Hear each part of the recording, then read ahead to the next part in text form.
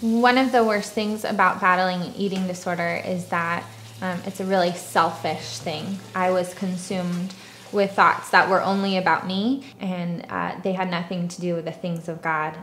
My priority wasn't Jesus, my priority was myself. It was 2007. I was a senior in high school. I had just been nominated for homecoming court. Stephen and I were dating, my now husband. I was flattered that I was even chosen to be on homecoming court, and then all of a sudden I just felt this pressure to be perfect. From that point on, I chose not to eat, and I would finish school and I'd go to the gym for an hour or so and work out hard, and then I'd go straight to cheer practice for another 3 hours and continue to work out hard and go home and not eat and go to bed. I started to get thinner, the scale number went lower, it consumed me. I think prom was probably my lowest point physically in the eating disorder. I didn't eat all day and got ready, and I wore the same dress that I wore on homecoming night to prom. And it was now sagging on me, and I loved that feeling that I didn't fit in my dress. Later that night at prom, I ended up fainting. I hadn't eaten all day, it was hot, and I fainted. And the horrible thing that I remember is that when I got up from fainting, I was happy that I had fainted because I had pushed it so far, eating and exercising wise, that I was skinny enough or hungry enough to faint.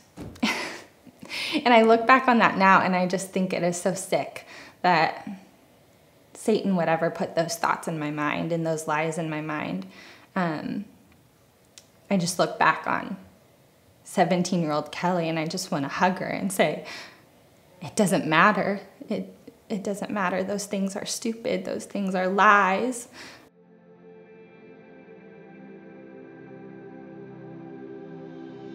But over time, I think just sitting in church on Sunday and hearing the gospel message, and I think it just slowly marinated my heart. I think the gospel just slowly softened me. It's like Satan was trying to hold me down still, and he still had a huge grip on me, but Jesus was just trying to pull me out, and ultimately, as always, Jesus wins. When I was pregnant with Cade, just the thought of gaining weight and what that would look like, I was fearful that I was gonna restrict while I was pregnant, and I just didn't want to do that. Instead of being so focused on my outer appearance, I was able to focus on the gift that God had really given me, and that was beautiful. With all the stretch marks and all the extra pounds, I saw my body with new eyes.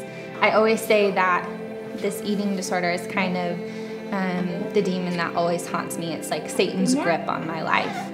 And so it definitely hasn't been ponies and rainbows. I say that I'm healed of this because it doesn't consume me every single day, and I know that Christ has overcome that in my life, but there are definitely triggers in my life that happen now that I just have to be cautious with.